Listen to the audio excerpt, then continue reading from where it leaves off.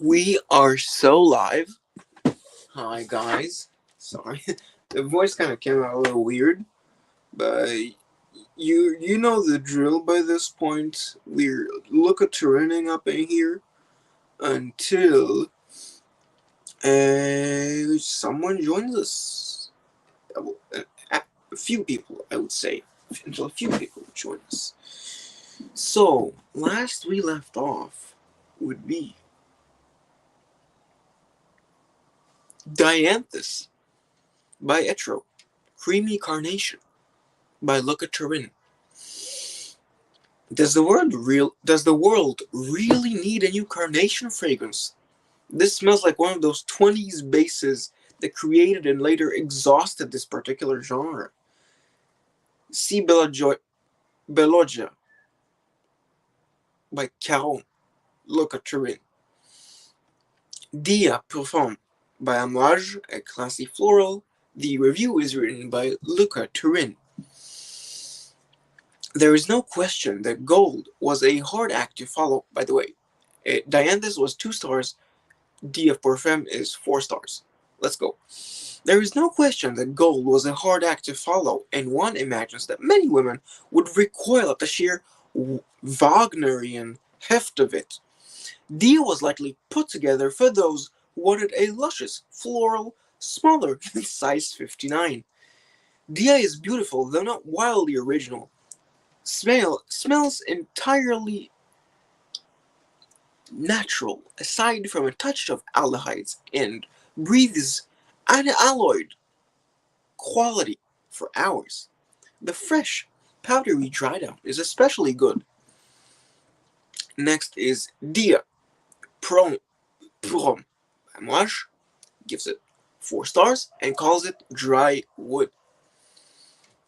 If your ideal of manly good looks is saturnine and demonic, say Niccolo Paganini or his modern counterpart Tommy Lee Jones, then this is the fragrance for you. Dark, dry, smoldering, it joins a small band of loners, among which are Guerlain's Sous le Vent and Morabito's Or Black, that actively dislike comfort, though it mellows a bit in the dry down. Very good. Next up, Dilbert by Lorenzo Villoresi. He gives it, Tanya Sanchez gives it 3 stars and labels it as a citrus woody fragrance. A pleasant, simple neroli orange blossom cologne, or cologne, however you say. I'll just say cologne because it's easier, and also like, who cares? It's like Köln in German, so like I'm not bothering to do the authentic French pronunciation if they're not going to do the authentic German pronunciation. Dior, oh my god, there's gonna be so many Diors. There are gonna be so many Diors. I feel it in my bones. 2 stars, a floral oriental. Look-a-Turin says it is a combination of cheap chocolate and dissonant heavy floral. This smells nasty from all angles. I liked it very much in Macy's when I went there drunk one day and told everyone afterward that I had found the perfect Bourbon vanilla with orange blossom, as if it had been a life quest. Sadly, the Bourbon was all me. Tanya Sanchez. Dior Addict 2 by Dior. 2 stars from Tanya Sanchez, labeled as a pink lemonade. A light, sour citrus floral with too much in common with window cleaner. Try Par amour toujours instead. Diorama. A 2-star fruity chypre as written by Luca Turin. The present-day diorama bears no relation whatsoever to the stupendous 1949 original, a sunny orange peel version of Mitsuko, and is instead related to Diorella and Parfum de Thérèse, only less good. Next up, Diorella, Luca Turin gives it 5 stars, labeling it a woody citrus. Viorella came out in 1972, 6 years after Eau Sauvage, and has all the hallmarks of Rudnitska's mature style, as evidenced in Parfum du Thérèse, a rich, woody floral accord at once sweet and bracing, very abstract and of no definite sex. I was trying to define the Rudnitska signature for myself, and all I could come up with was that it smelled like herbs, vitamin B, and lime. I didn't dare say it, but it had something oddly meaty about it. I asked my co-author if Guerlain were dessert, which course would Ziorella be? Tanya Sanchez was unfazed. Vietnamese beef salad, she said, which in my opinion is both sacrilegious and exactly right. Ziorella was intended as a feminine and was the very essence of bohemian chic, with an odd, overripe melon effect that still feels both elegant and decadent. The modern version, no doubt fully compliant with all relevant health and safety edicts since the fall of the Roman Empire, is drier and more masculine than of old. No bad thing, since I have always seen it as a perfected eau sauvage and one of the best masculines money can buy. And I have seen that we have one viewer joining us this time. It would be nice if you typed in chat a greeting, but if you feel uncomfortable doing so, I will still continue reading as is. Dioressence by Dior, a 4-star Oriental Chypre. Dioressence has been through so many different versions since its creation in 1969 by Max Gavarri and Guy Robert that, as the French say, a cat wouldn't recognize its kittens. When I first encountered it circa 1974, it was a big, lactonic affair, a sort of Gucci rush with manners.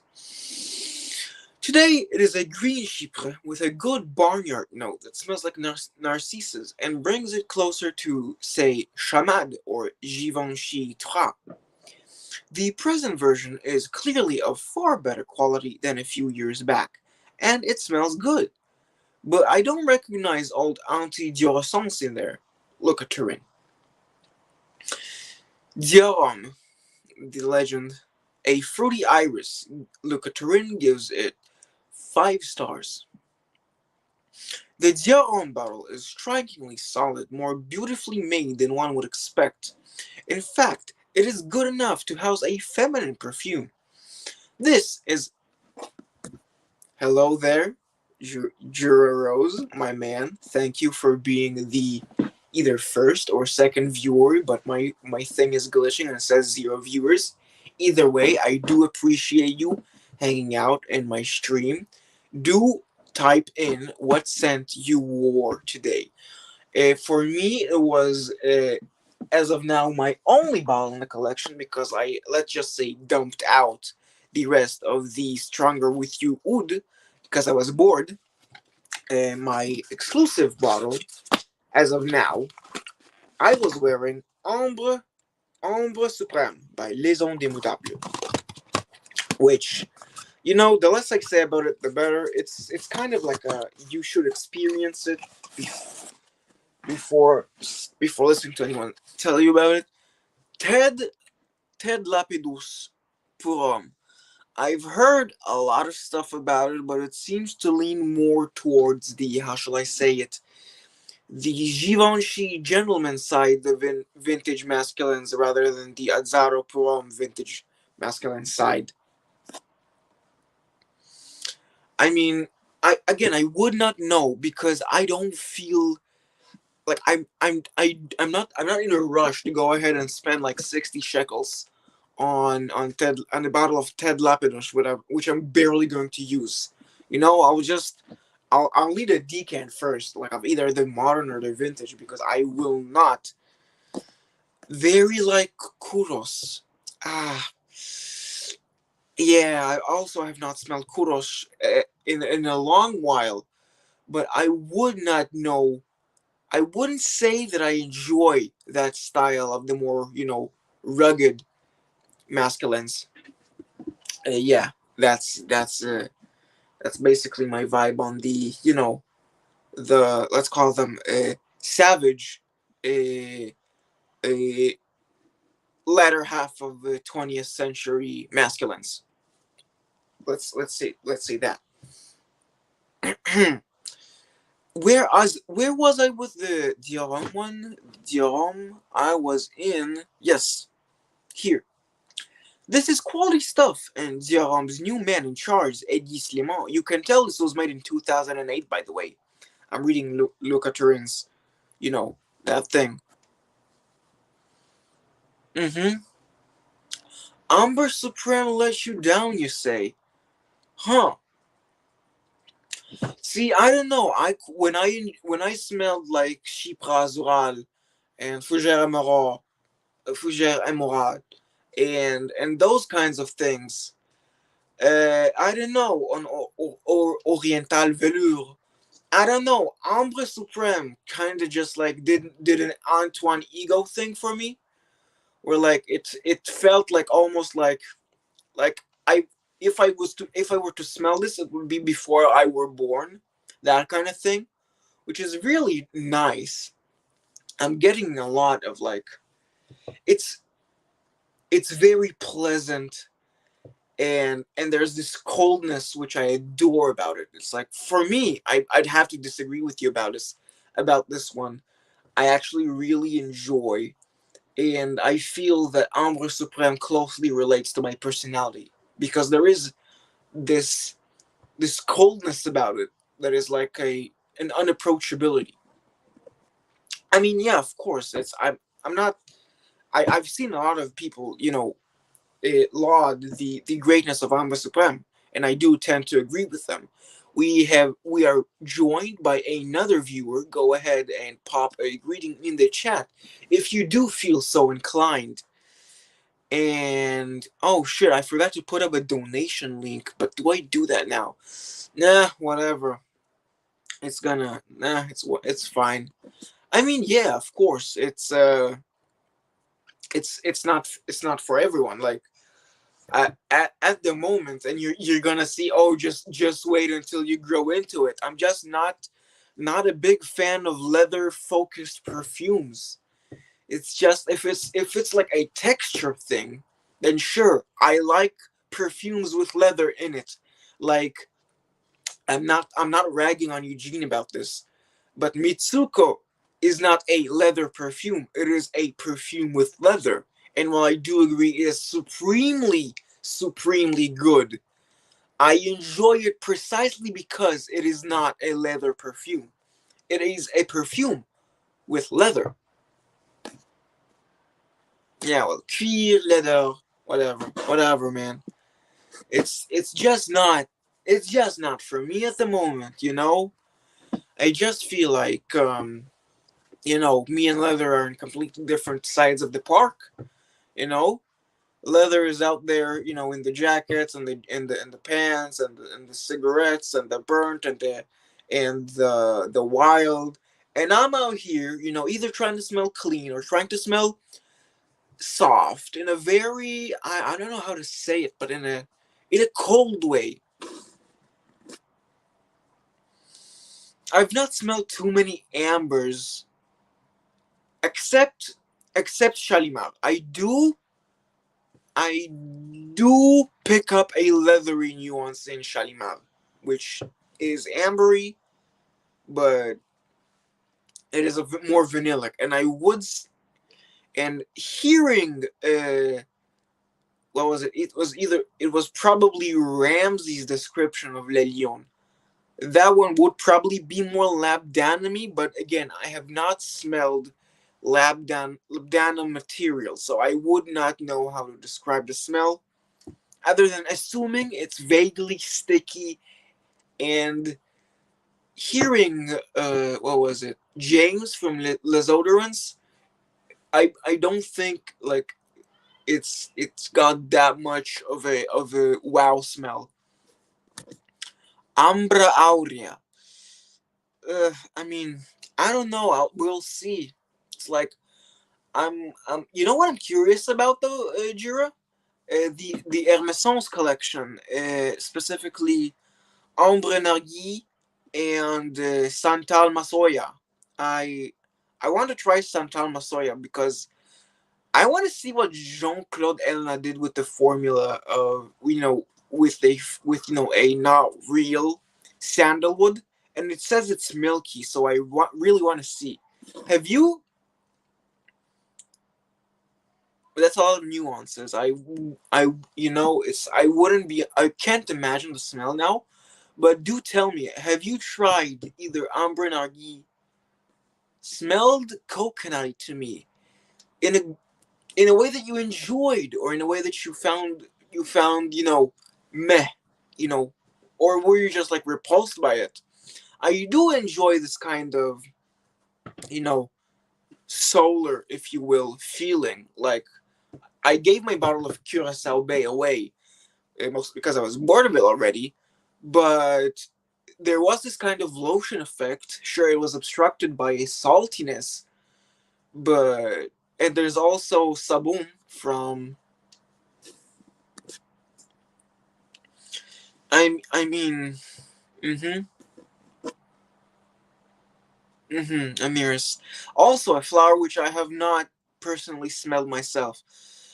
Listen, Jura, can you be a good lad? Can you be a good bye? A good bye? I'm gonna run off to fill up some water. Could you please stay on for for a few minutes more without leaving?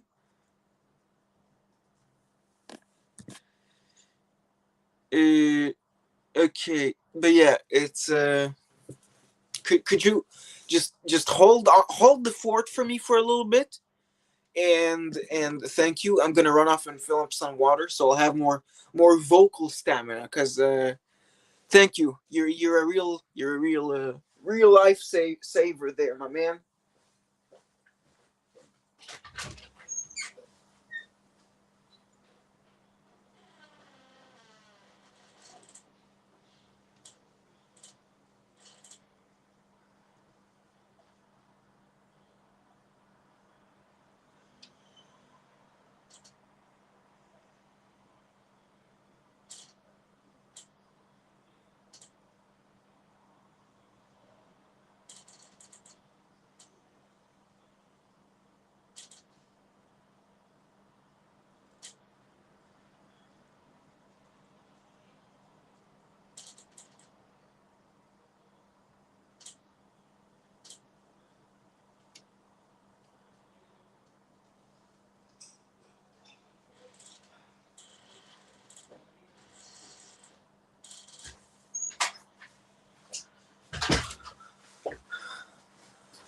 All right, I am back. Thank you so much for still being here, my man.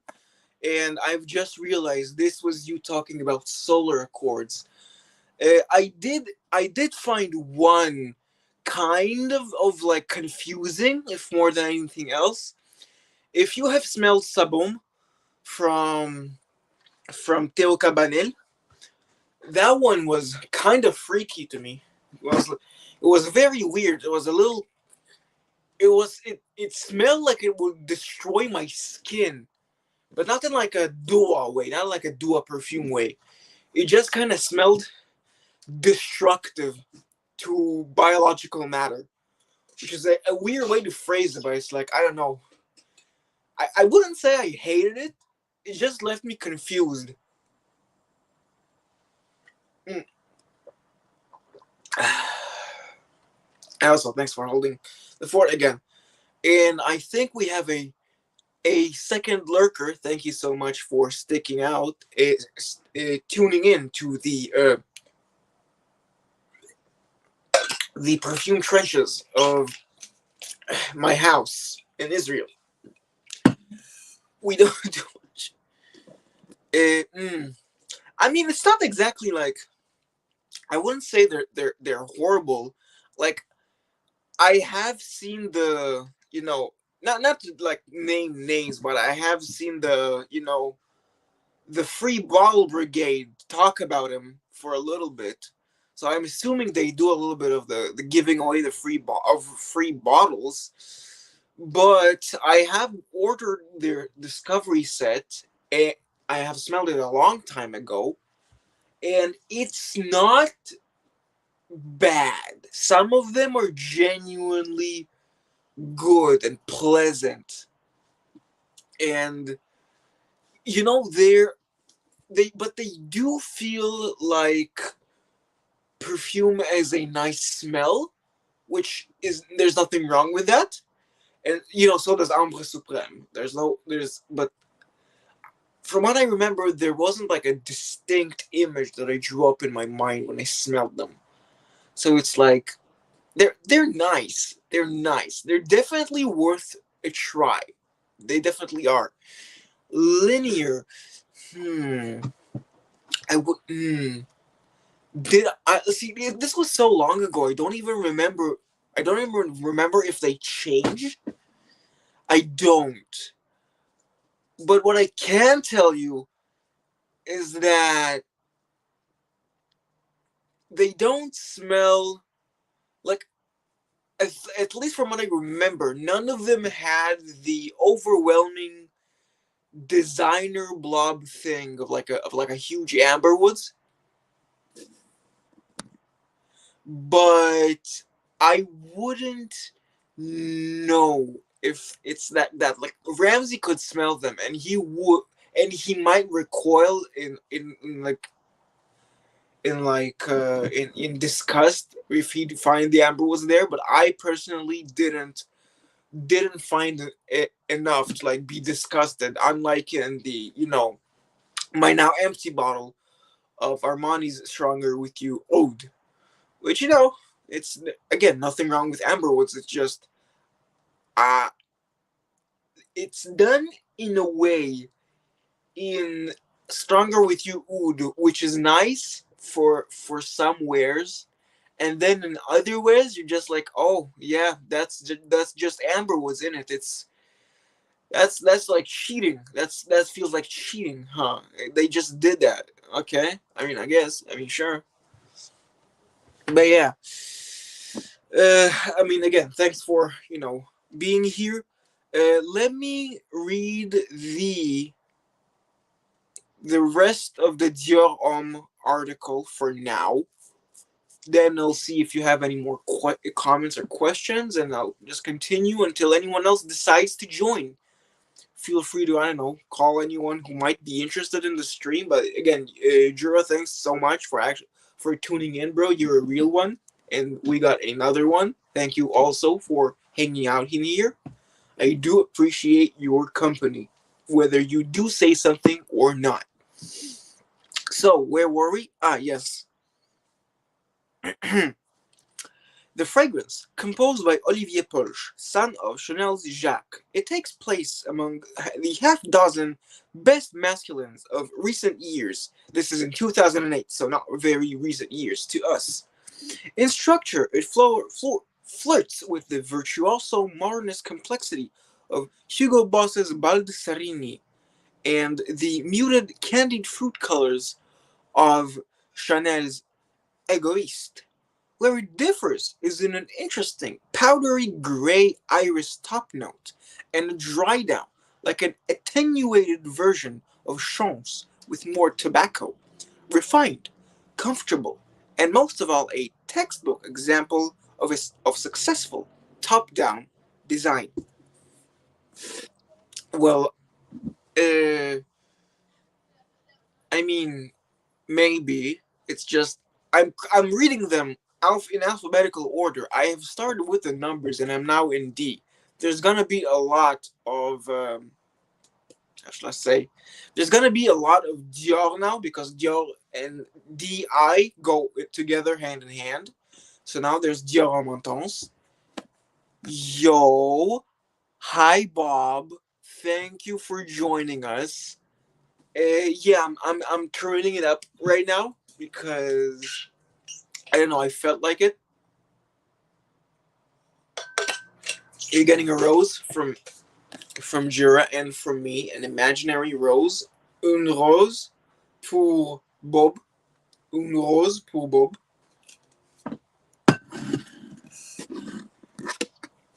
God, thanks for the image of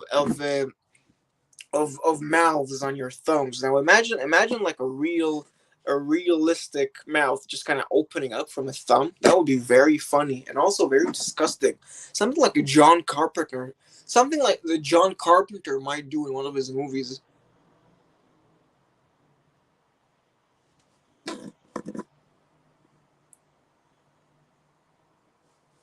Well, that's okay. Neither do I. Roses are very nice in any way except when they hurt me and I go and my fingers go ouch and they hurt me.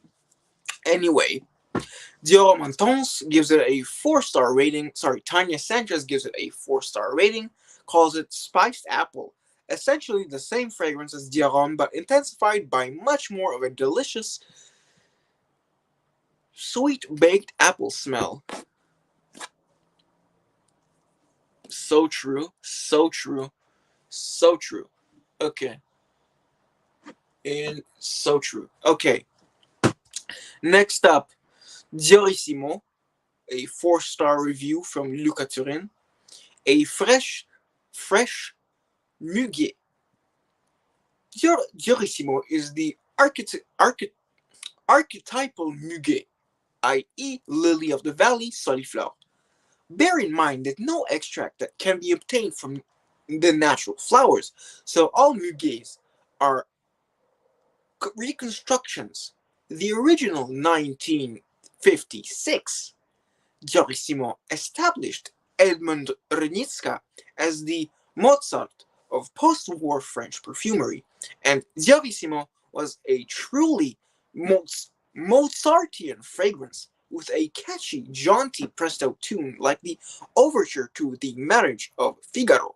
How Renitska achieved it is the stuff of legend. In the garden of his house in Cabri, near Grasse, he planted Lily of the Valley and used it for reference. The idea of Rudnitska on all fours among the little white bells, a smelling strip in hand, is delightful. A fundamentally important material to the original accord was hydroxycitronellol, one of a tiny number of hydroxyaldehyde in perfumery, which has much of the soapy, floral whiteness of muguet. Hydroxy, as it is familiarly called, is now restricted in use, though still present in the list of allergens on the present Diorissimo packaging. Today's Diorissimo is unquestionably different from the older version, though still a thing of great beauty. The best way to describe it, where is it? It seems to me, is as the voice of a great soprano close to retirement.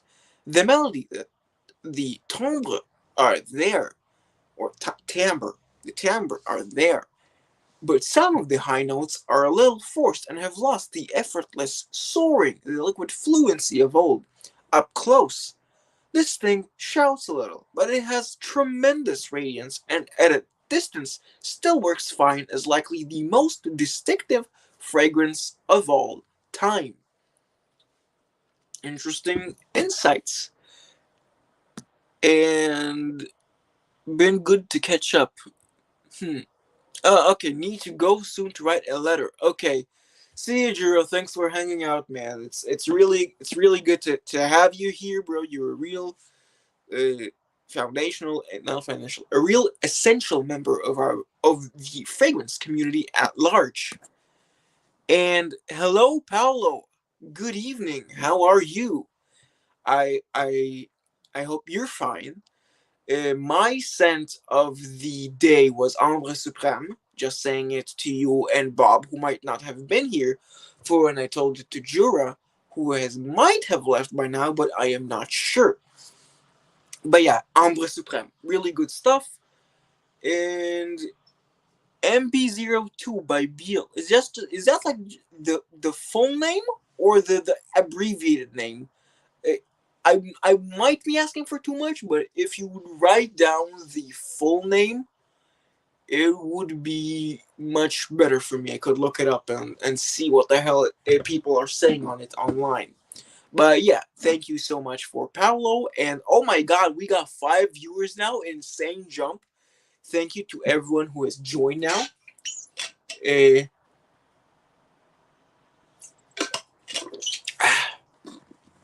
Full name, you say? Wow, what a creative and very innovative name. I'm sure it has nothing to do with the fragrance.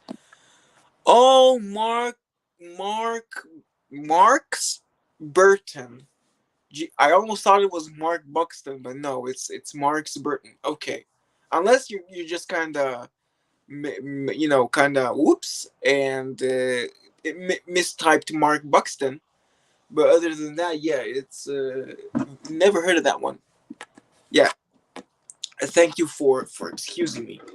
Anyway, for now, we are doing. Oh, okay, so it is Mark Buxton. Okay, okay, I got it. Okay, now we got Tisse-moi Miroir by Thierry Mugler. 3 stars, a creamy floral. Look at her in, writes.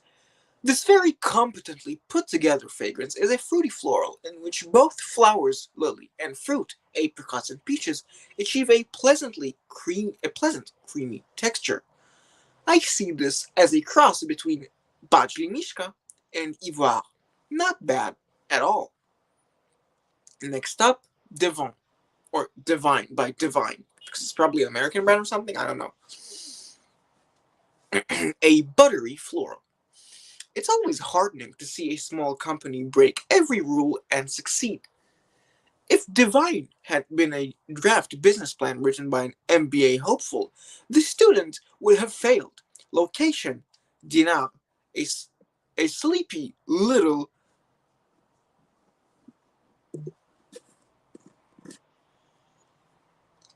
Divine? Really? I thought it would be Devon. Devon. I don't know if it's Divine. I'm not sure if it's Divine. I'm not sure if it's Divine.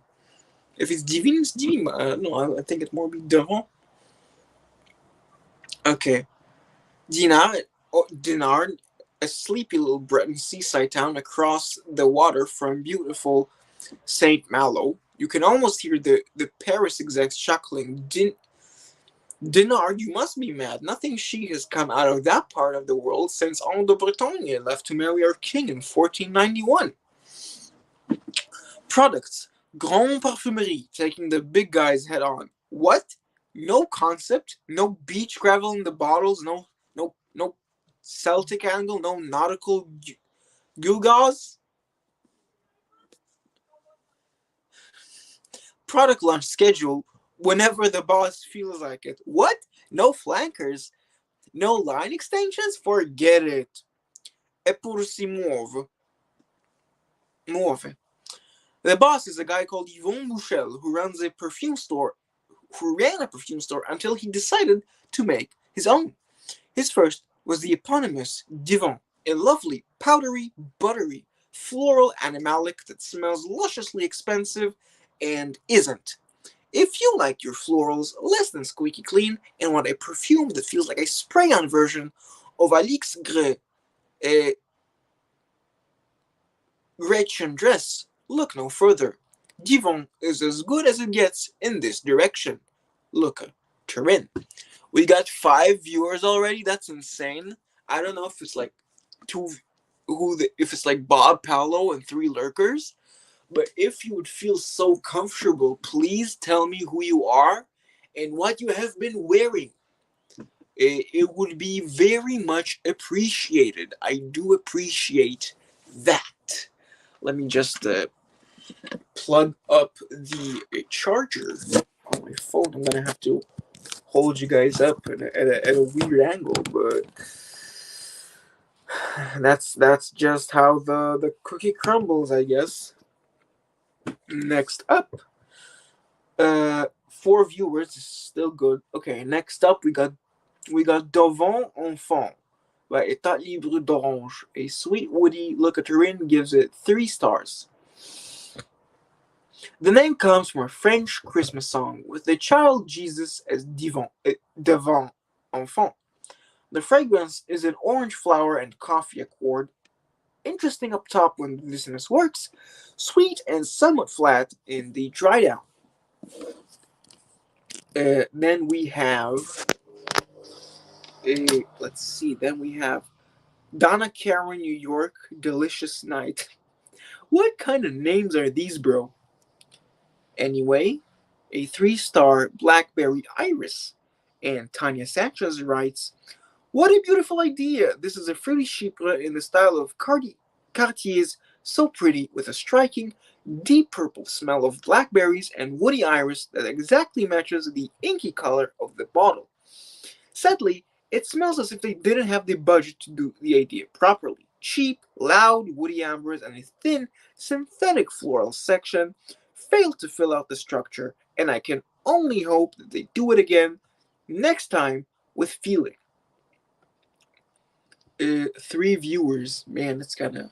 I've been falling off lately. I had a too big of a start. You guys built up my expectations too high. Now I'm pulling like 3, and I'm like, oh my god, this is horrible. But no, 3 viewers is what I expected to have from the start, or actually more than I expected to have. At least I'm not having 0 viewers, which is more than I can say for I don't know who. Anyway, DKNY Men, a 3-star lemony lavender. Tanya Sanchez writes, flawless with the rest of the nondescript but nice, clean and fresh men's sport fragrances based on citrus, lavender, and amber, and sold in minimalist packaging. This one smells better than most, but still sort of mindless.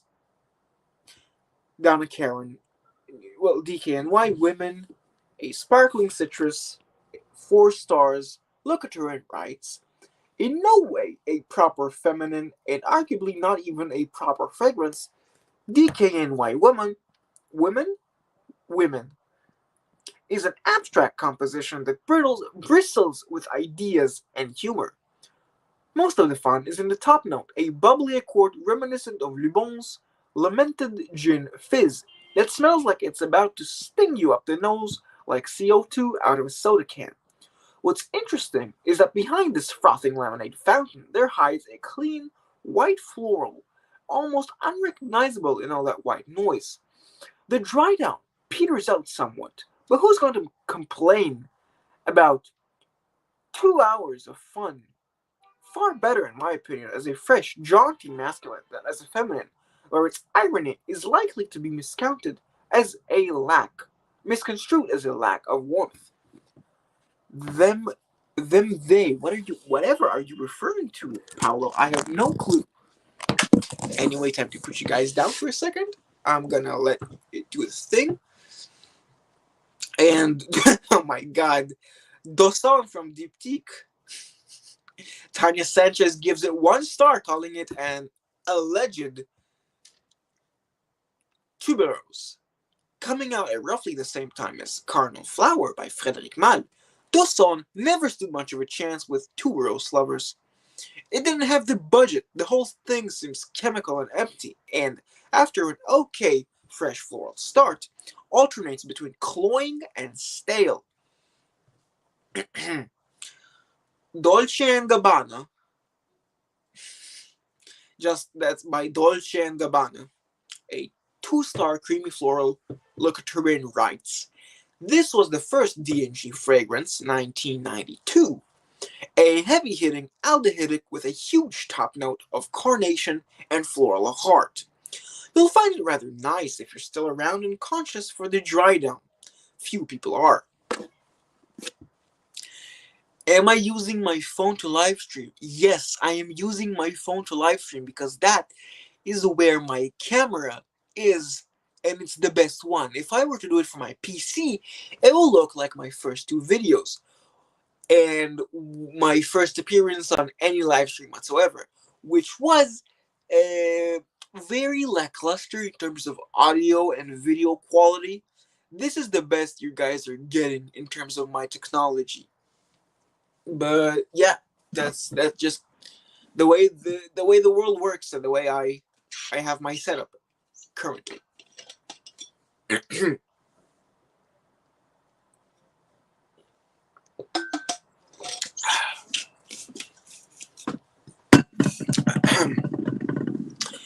Dolce and Gabbana Puron, a complex herbal. Lucaterin gives it. The Arm Intense was given 4 stars, but it was given by Tanya Sanchez, not Lucaterin. Also, thank you for still sticking around. That really means a lot. Next up is Dolce Gabbana Prom. I said three stars. Complex Herbal. Locatorate writes, if you're going to do a drone clone, this is the way to do it. Complex enough that you don't get through it in 5 minutes, like the tough crossword in a daily paper. Pointless, but lots of guys enjoy it on the train to work. Next up, Mahalo. I mean, if you're in Hawaii, just say so. Or is it just like a thing you do? Just say mahalo.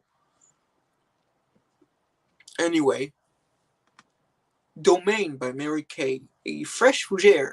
Lucaterin gives it 1 star and writes, if Thierry Vasser and James Krivda of Firmenich spent more than 15 minutes putting this together, they must have been interrupted. Donna by Lorenzo Villoresi. A 2-star acetone rose. Tanya Sanchez writes, the top note is unmistakably nail polish remover. The rest of a standard, simple rose. The rest a standard, simple rose, somewhat sour. This, along with Uomo, was one of Villoresi's first fragrances, and it is hard to believe that on the basis of this, he was encouraged to go on. I mean, look, I'm not. I don't like. I mean, I like Yom as a concept, as like a metrosexual thing, and I thought I would enjoy it. But somehow, and again, I've only smelled the original. I never smelled the original Yom. I only smelled the gentleman things and Yom Montons. And a weird, I got this weird coldness that just didn't fit in with what I wanted from the fragrance. And I just didn't like it as much as like Benon. Now that stuff I really enjoy. And yeah, you know what? I'm just gonna find 6 out of 5. I'm gonna read like one more, and then what do you guys say? I'll let you guys decide my scent of the evening, even though we got like barely any people, cause I need to get accustomed to fewer viewership. So I'm just gonna do that. So yeah, let's go with Donna Karen Gold by Donna Karen. Tanya Sanchez gives it 4 stars and calls it a Lily Amber. Although less likely to spark a trend than other florals on Khalees Becker's CV, Beyond Paradise, J'adore, and Tommy Girl, Donna Karen Gold is one of the more assured feminists to drop into our mailbox in a long time. Lilies have a fascinating smell, mixing the familiar watery green indolic scent of white flowers with the smoky brine scent of Easter ham, which, once you notice, you never forget. Can you not do this to me, Tanya? Please.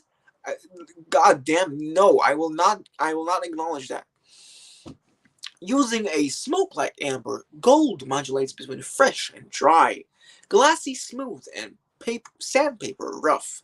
Its hammer somehow seems to cycle ever upward, like those audio illusions of tones that sound like they're climbing infinitely higher, even though the series is actually repeating. The composition's minimal adornment lets you focus on this effect without distractions. Easily an everyday fragrance and dry enough for a man to wear without feeling too camp. Okay, there's like 2 lines here of "Don't get me wrong, baby, I don't swallow" by Etat Libre d'Orange. Luca Turin gives it a 2 stars and calls it a clean floral. The joke is a mildly amusing. The name is a mildly amusing joke on contemporary squeaky clean florals. The fragrance is a contemporary squeaky clean floral. Look at her in. Okay, great. So guys, I think we let's do it like this. Okay, let's do the scent of the evening thing. Okay, so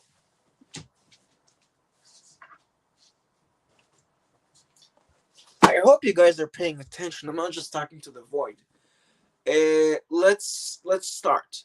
The Wow, 5 viewers again. Thanks. We're doing the mini bottle as Puranum de Caron, and our 3 decants are going to be pulling them out.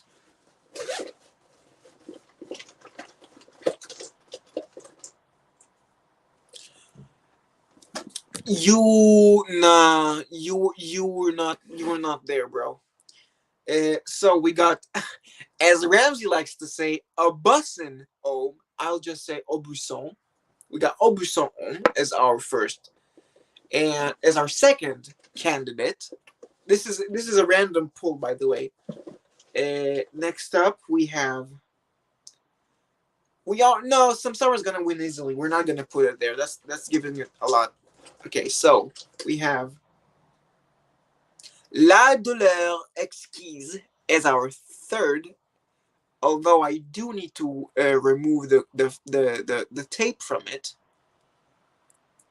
But yeah, our third is La Douleur Exquise, and our fourth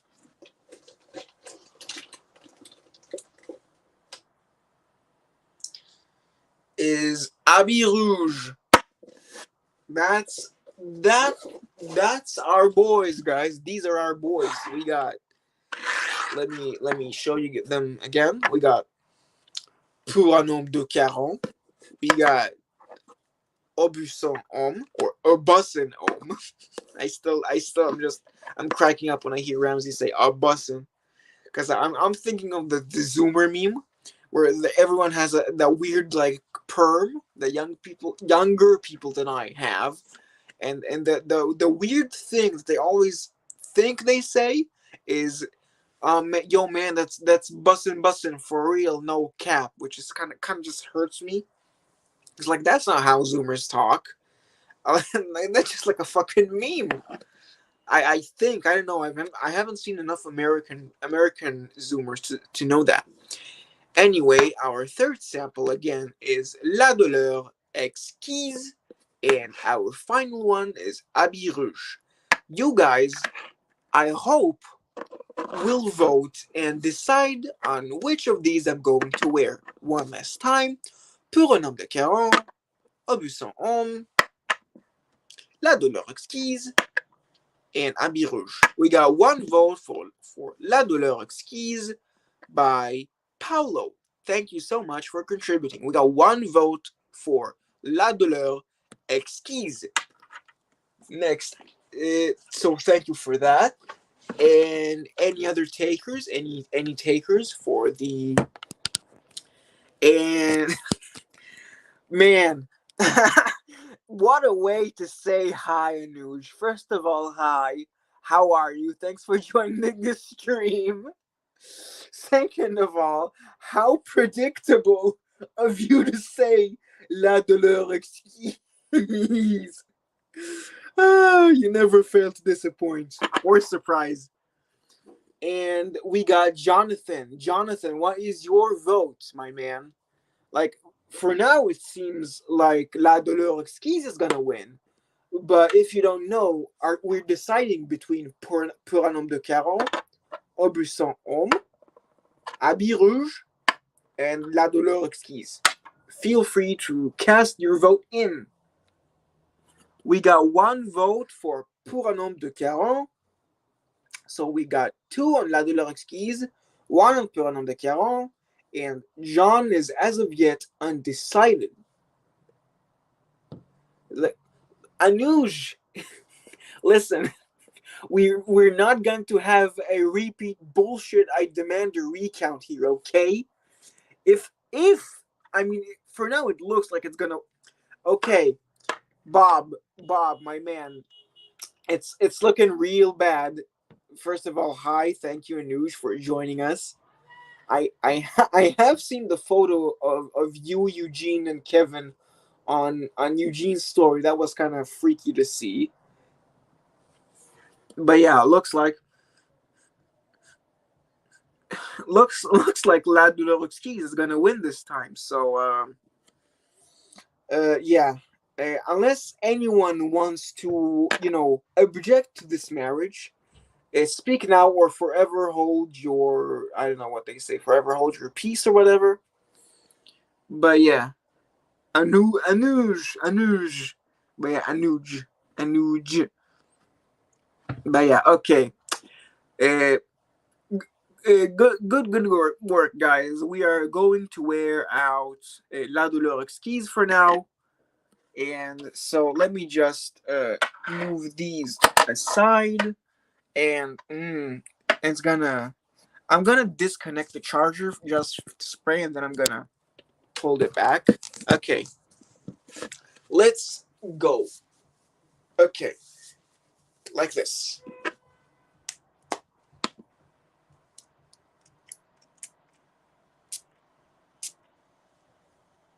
And 3, 4.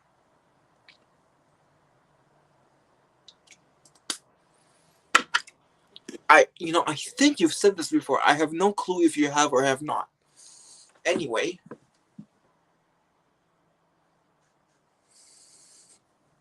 yeah,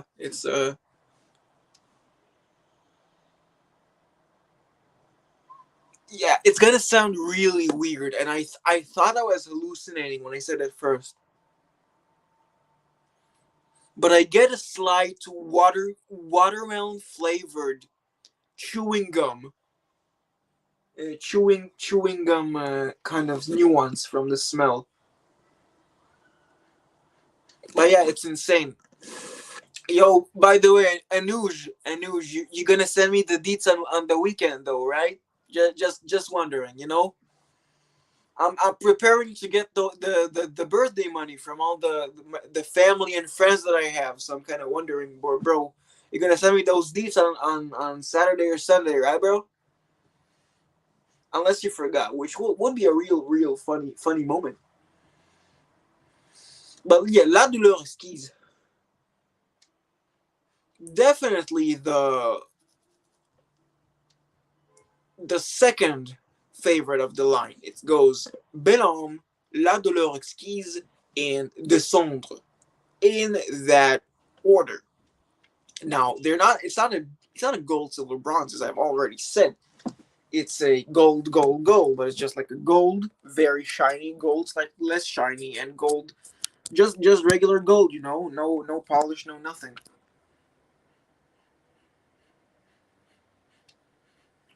But yeah, gorgeous smell. And I heard Persolace say there's anger in this, but I don't get any anger. To me, it is really just sadness. It is sadness and stillness. And there's like maybe a slight kind of smokiness, but other than that, yeah, no, this is just very nice. Very. It also has this. It has a sheen to it, as if there. It's got a smell texture, as if there's a cartoon effect of the white streak going over an object like this, like shh, just just like to demonstrate how clean an object is. I'm not saying this smells clean. I'm saying the effect of what I'm smelling amounts to something like the cartoon sheen effect. And as I am done with this very weird description, I'm going to put down the phone for a second. Excuse me whilst I hydrate.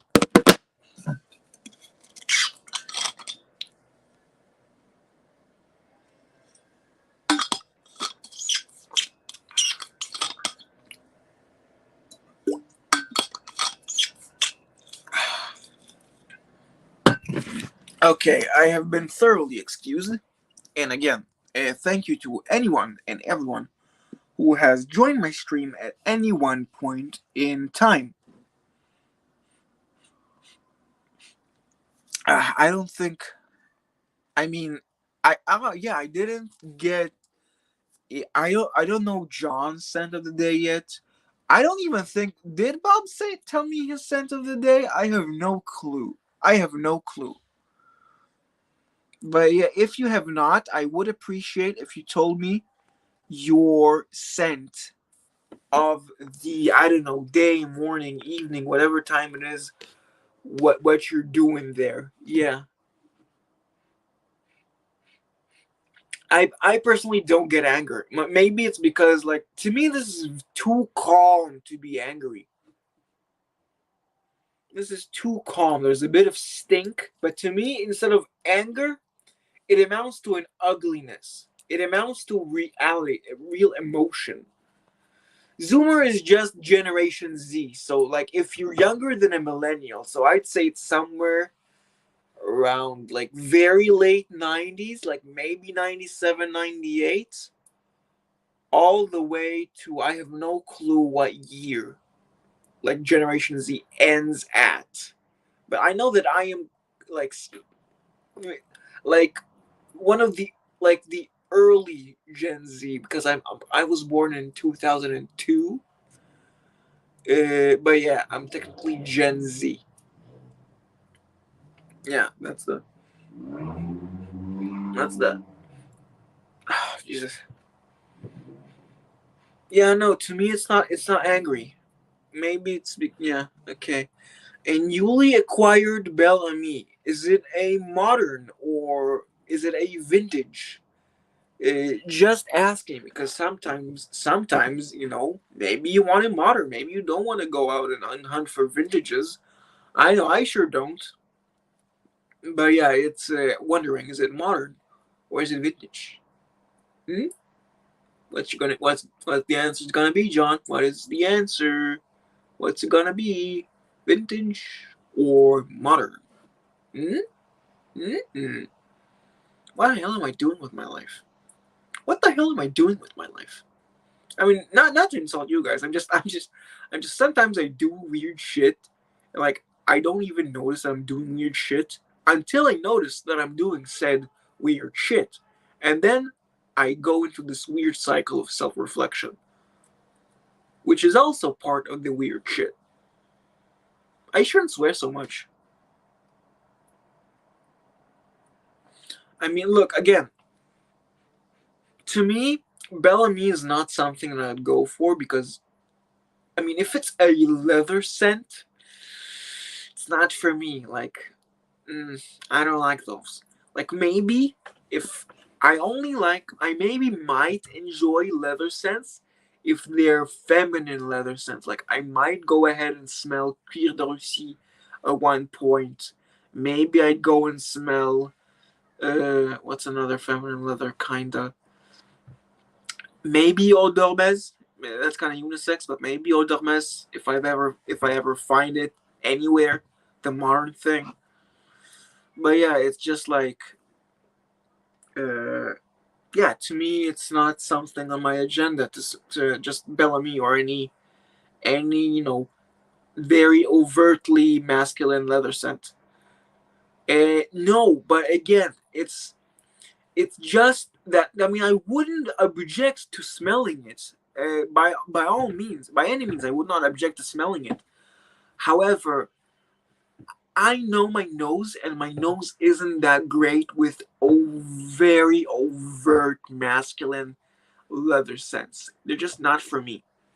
I like leather as a texture providing thing, like an IBQ or like a slight IBQ or like a slight birch tar, just like to provide texture. But yeah, it's I wouldn't say that masculine leathers are for me. I'm not saying I won't smell them. That's a completely different thing. I'm just saying they're not up my alley. They're not my cup of tea. They don't float my boat. They aren't my, just like it's not my bread and butter. Any other, any other like idiom that would mean that, or analogy, or whatever, what have you, what have yous. But yeah,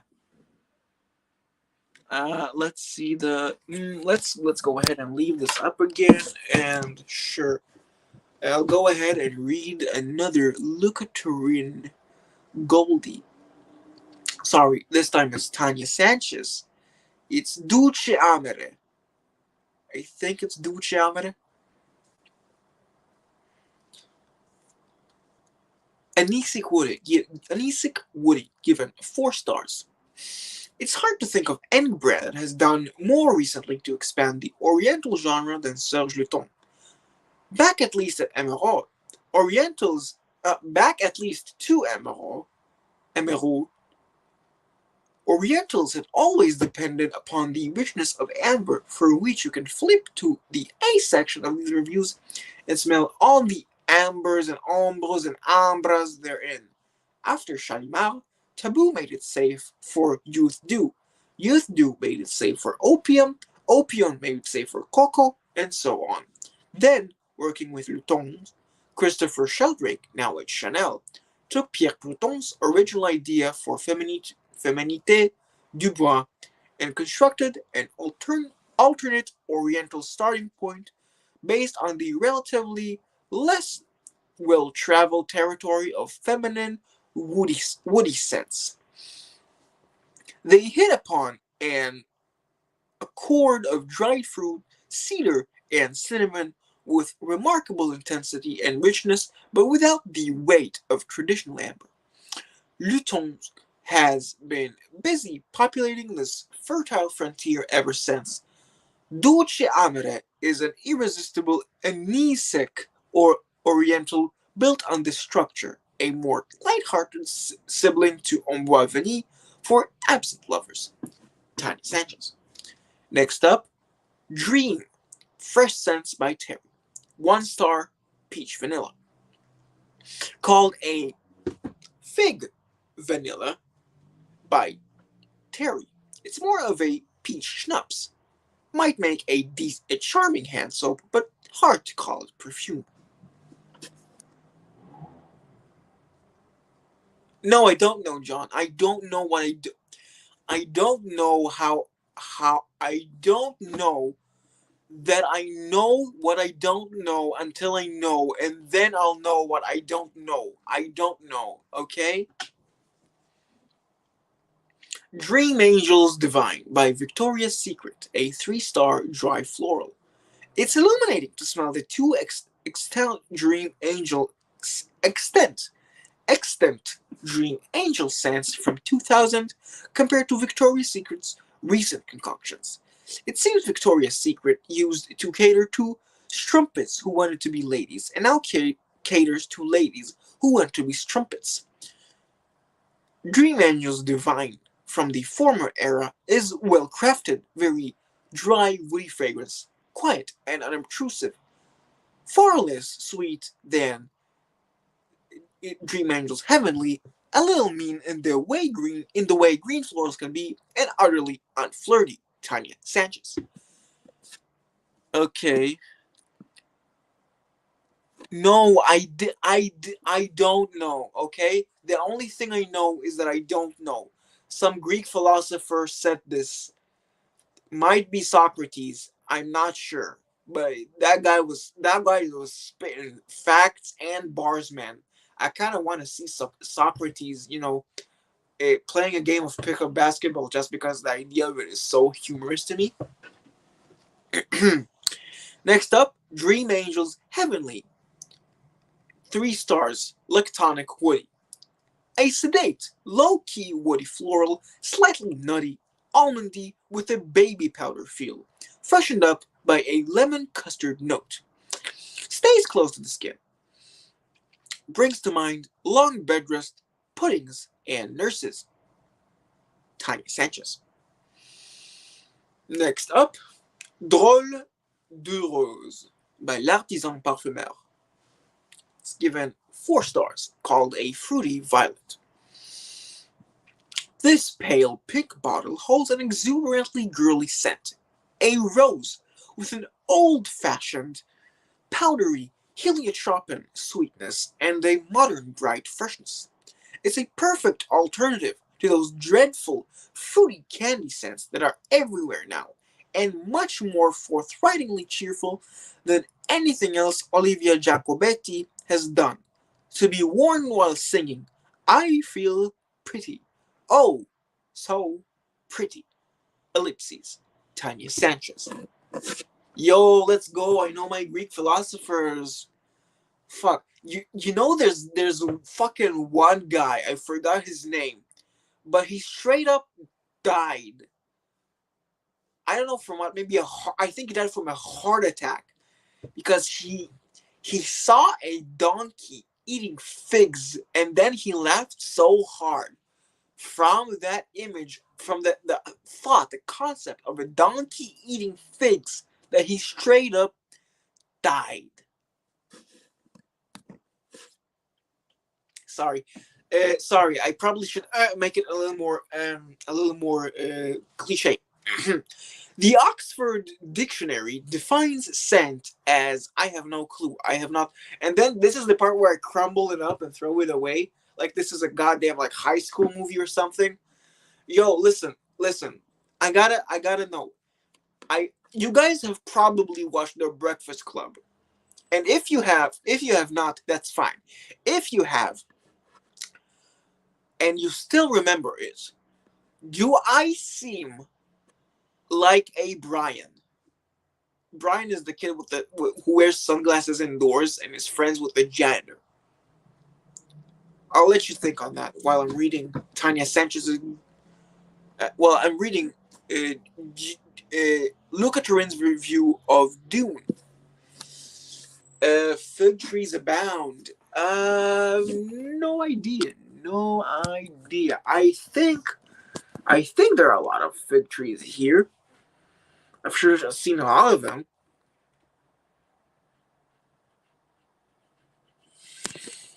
Anyway, we got a wow, guys. Anyone want to hazard a guess as to what Luca Turin has rated Dior's Dune? Just wondering, just take a guess, take a wild guess on what Luca Turin has rated Dior's Dune.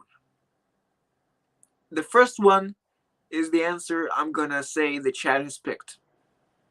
Sorry that I'm kind of, leaving you guys out to dry. I just want anyone to take a guess. And we're gonna be staring at each other quietly for a bit as I go and hydrate. Oops, my iPad fell. I'm just putting my phone on for this for stability's sake.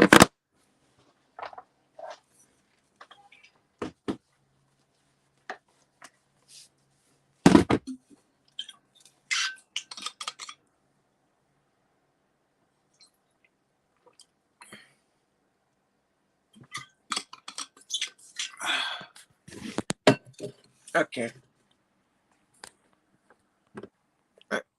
Come on. Okay.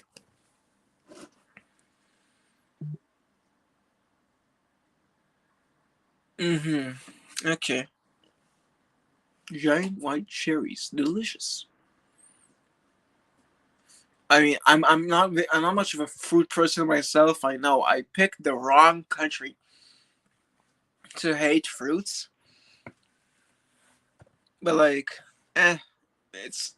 I'm a very picky eater. I have the flavor palette of a child. A flavor palette of a child. Anyway, you guys care to hazard a guess? Or if not, I'm just gonna spoil it. But like, just it's 1 to 5. How many stars did Luca Turin give Dior's Dune for women?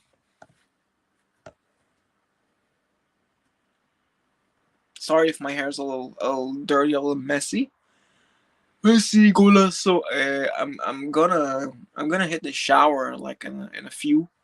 Maybe I'll give it a half an hour and then I'm gonna end stream. But yeah, just one to five, any number 1 to 5 at this point. I'm gonna make it really simple. Any number 1 to 5. 3. I mean, that way you can visit Israel's smelliest zoomer. But yeah, Jonathan, you're not far off. He gave Dune for Women 5 stars. Let us read the review.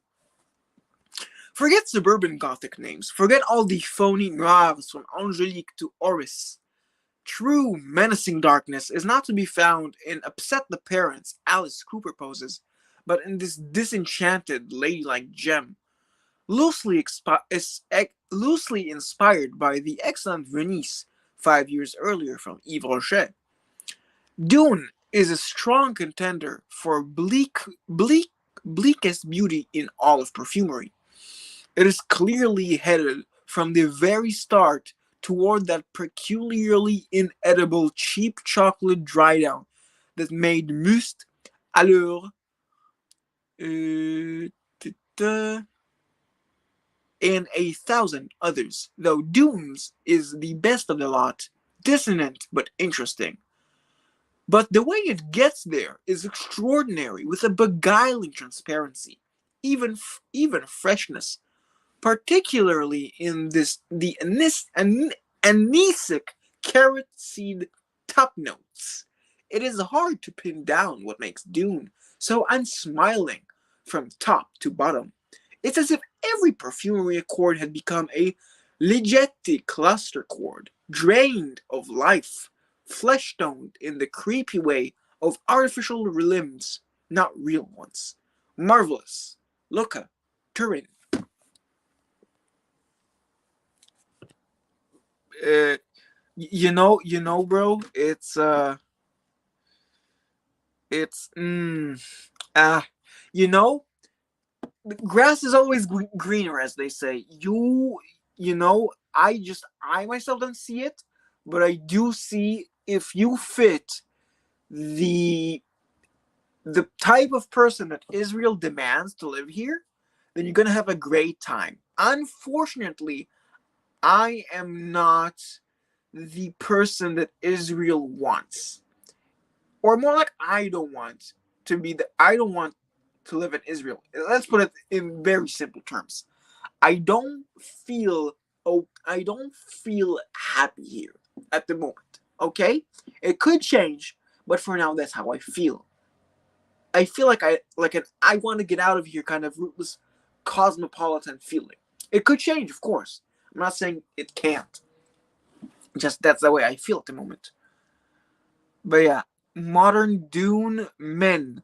I have described Dune for women. If you want to hear Dune for men, then it's Dune Prom by Dior. 4 stars. Tanya Sanchez gives it, and it is a soapy citrus. Yo, let's go, Fosco. What the fuck are you up to, man? Let's fucking go. Let's fucking go. How are you, my man? Thank you for joining us, bro. I'm turning it up. My scent of the evening is yeah.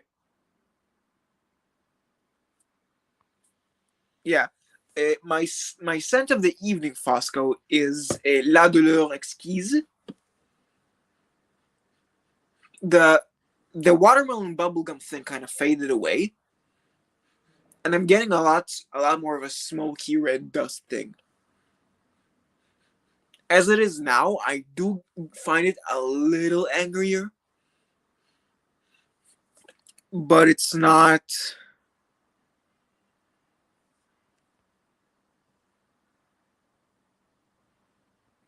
Oh, okay. Okay, Jesus Christ, I thought you were calling me not quality, but I almost had a heart attack, bro. It's like, bro, what? What did I do? What did I do? But no, yeah, it's okay. Dior Jules. I haven't smelled it, but it's probably one of those leathers that I might not enjoy, though I am not opposed to smelling. Anyway, it reading the Tanya's brief review of Dune Per Homme, a very good eau de cologne with a transparent, natural feeling in its leafy, lemon top note and sweet, soapy floral dry down. Okay. Okay. 4 years ago. I mean, well, like, were you visiting like the how should I say it? Were you visiting like Tel Aviv and the area, or did you like go to like those into the Negev desert and those kibbutzes, or like there's one very famous kibbutz called Yotveta in Israel, mostly because they make a lot of milk. They're basically a brand here, Yotveta, even though they're a kibbutz, and like they're so big that bus companies have a refreshment bus stop on your way from wherever you are in the rest of the country to Eilat, which, as you guys might know, is a large local tourist destination here, and even like international tourist destination. Domestic tourist destination is what I wanted to say. So there's a 15-minute stop that you have like in Yotveta to like buy whatever you want. I had their ice cream. It was very good. Like, it's fresh made ice cream. It's not like store bought. They make the ice cream there, which is kind of wild. And also the lines there are absurdly long, and it's kind of sad that the lines are that long, because like you want the ice cream, but you don't want to get left by the bus, if you know what I'm saying. Anyway, Dunhill by Dunhill. 2 stars, woody soapy. A somewhat loud and cheap smelling fresh woody fragrance with the familiar feeling of Father's Day soap on a rope. Tanya Sanchez. Do I get that kind of feeling from Dunhill? I don't know. I mean, it is kind of meh from the sense, like the mini bottles. It is the most meh. Okay. Yeah. Figured. Yeah, kibbutzes are a lot more happy go lucky. They are. Yeah. Mm-hmm. Oh, okay. Good for him, man. It's just like it's not my country.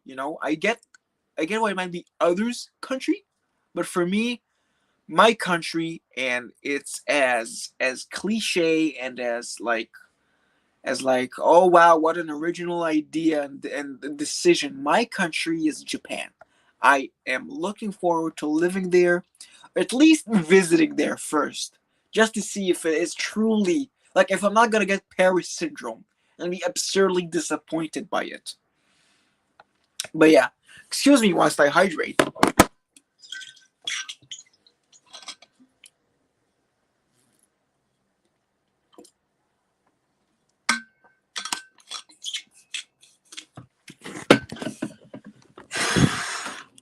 But yeah, it's not for me.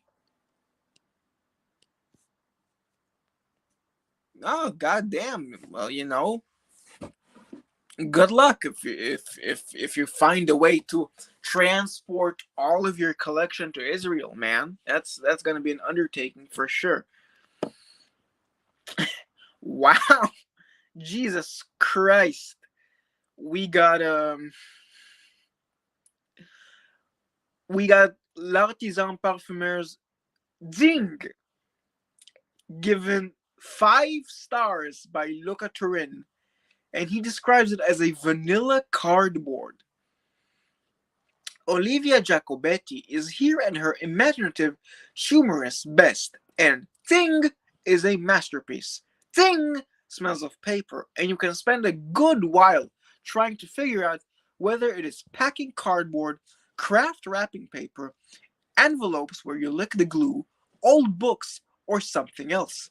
I have no idea whether this was the objective, but I have few clues as to why it happened.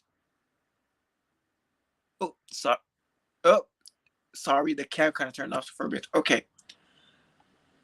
Lignin, the stuff that prevents all trees from adopting the weeping habit, is a polymer. Thank you so much, Margie. Units that closely related to vanillin. When made into paper and stored for years, it breaks down and smells good. Which is how divine providence has arranged for secondhand bookstores to smell like good quality vanilla absolute, subliminally stoking a hunger for knowledge in all of us. L'artisan parfumeur is, for reasons unknown, planning to discontinue this marvel, so stock up. Walk, don't run, guys. Sorry, I can't do that. I can't do that, but like, yeah. L'artisan is just like not. L'artisan is like a brand that I have passed the glory days of, and I'm not quite like ready to go out and spend my money on l'artisan, whether vintage or modern. Although the same thing could not be said about Maître Parfumeur et Gantier, mostly because the bottles there are so much prettier. And also, like, question: have you guys smelled the fucking Ambre Tibet that Mathieu, Maître, Martre, Martre Parfumeur et Gantier have released the Ambre Tibet one? Have you guys smelled it? How is it? It's one of those in the Ambre series, like Ambre Presso and Ambre this and Ambre that. I'm curious about Ambre Tibet, and if the new stuff that the maître or martre, I have no idea, martredi, okay, the martre parfumeur et gantier. Is it still good? The new stuff. If anyone has a clue. Anyway, as I do that, let me move on to Donka from L'Artisan Parfumeur, a 4-star Woody Iris. Locaterin writes, Duchafou has emerged as one of the best perfumers around today, and by now I await every one of his creations with impatience. Donka resembles his earlier Timbuktu, but has a more classical musk iris top note and heart overlaid on the smoky cedar background. It smells wonderful, airy, quiet, and salubrious, like incense burning under a starlit sky, with an overall effect close to Andy Towers' L'air du désert marocain, but less intense. Next up, we got L'eau from Diptyque, a 4-star potpourri Chypre. Many fragrance brands, in their search for classiness, what the fuck was that? Classiness, aim for an ancient apothecary aesthetic. Italian and English brands are especially fond of this shtick, which always seems costumey, like new mahogany stained furniture trying to look old. Yet Diptyque manages to pull it off by being completely modern about it. L'eau is their first fragrance, dating from 1968, and the first of their efforts to bring an English style of perfumery to France. This goal makes me think of Louis Minon's mocking the bestseller Eats, Shoots, and Leaves with his quip, an Englishwoman lecturing Americans on semicolons is a little like an American lecturing the French on sauces. Huh, okay. Still, the medieval-minded law is a fine argument for the case because it truly is because it truly c'est bon, like an ideal potpourri. It includes no sweetening amber filler or ballast, as it would if it were feeling French, but never ends up smelling fusty and characterless like actual potpourri laid out in gift shops.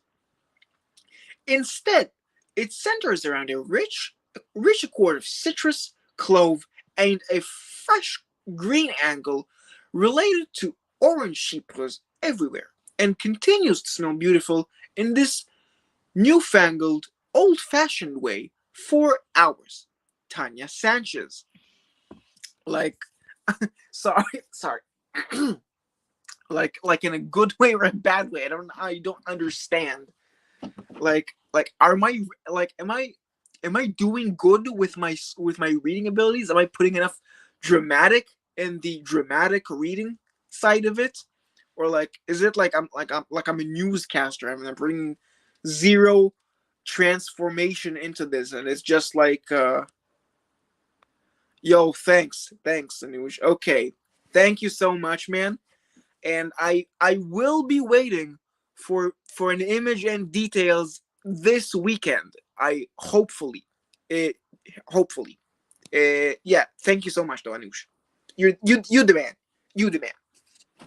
Next up, we got L'eau from Rene, a 2-star lemon melon. Wow, now that's a mouthful. Lemon melon, tongue twister.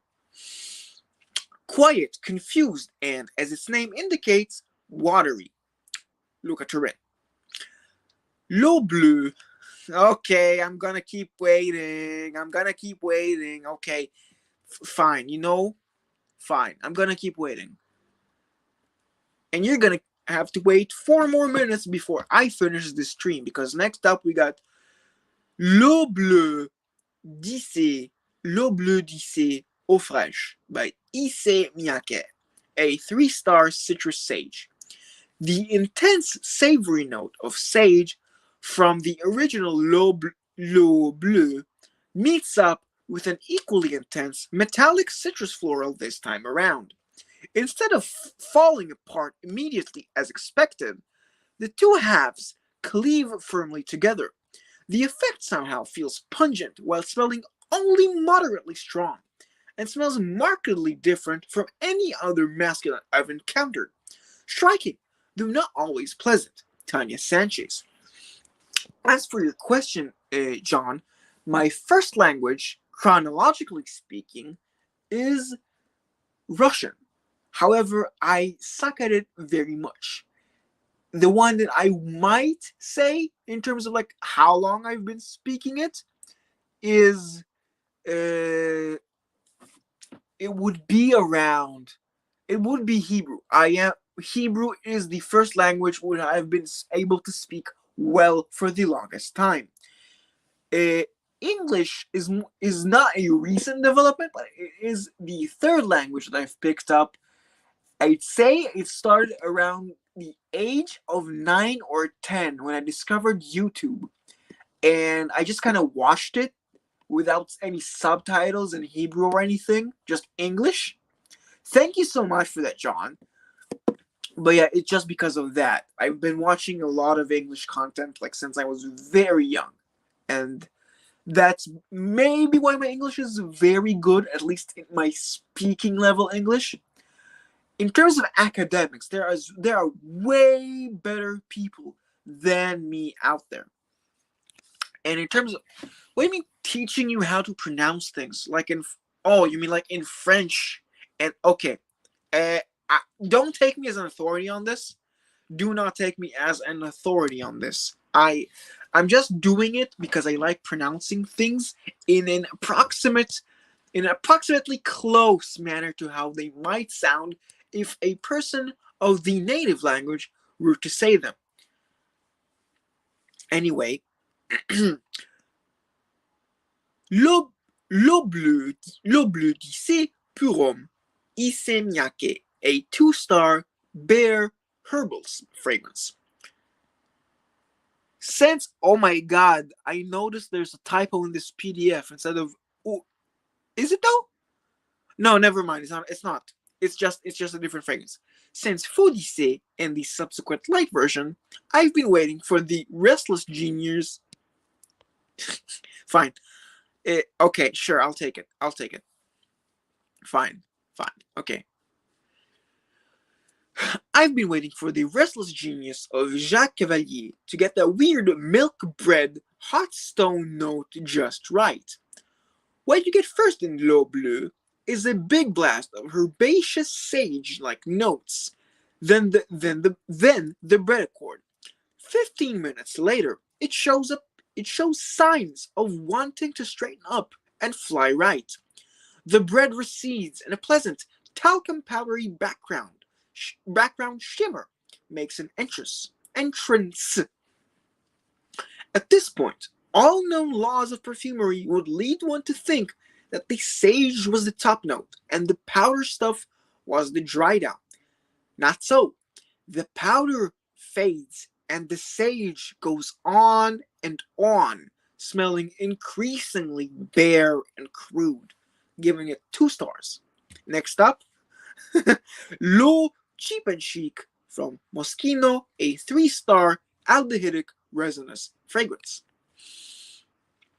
This sleek little number uses a big dose of some funny, salty anisic herb like sage or tarragon, plus a smooth, translucent pine resin smell and vetiver background to give its soap powder floral a haunting twist, which for a while does a pretty good likeness of Serge Luton's insanely wonderful and not sold outside of Paris, La Mire. A nice surprise. Tanya Sanchez. And with that, boys and girls, or sorry, men and women, I am the boy around here. The fragrance trooper has exhausted his march, and so I will leave you guys to ponder why the hell are you watching this guy's stream. Thank you for everyone who has tuned in. Your viewership has been appreciated. Like this stream if you have enjoyed it. Fine. One La de la Risquise chicken. The watermelon chewing gum nuance is still here. And thank you so much for tuning in. Dushan! What Dushan? Bro, I'm sorry. It's like you've joined in just as I'm about to leave. And I am about to leave. So all I can really say is thank you for at least showing up and greeting us. If you're interested, you will be able to see the VOD, which I'm not sure why, but go ahead and do it if you find it interesting. Like the stream if you liked it, or if you just like me and want to see me succeed.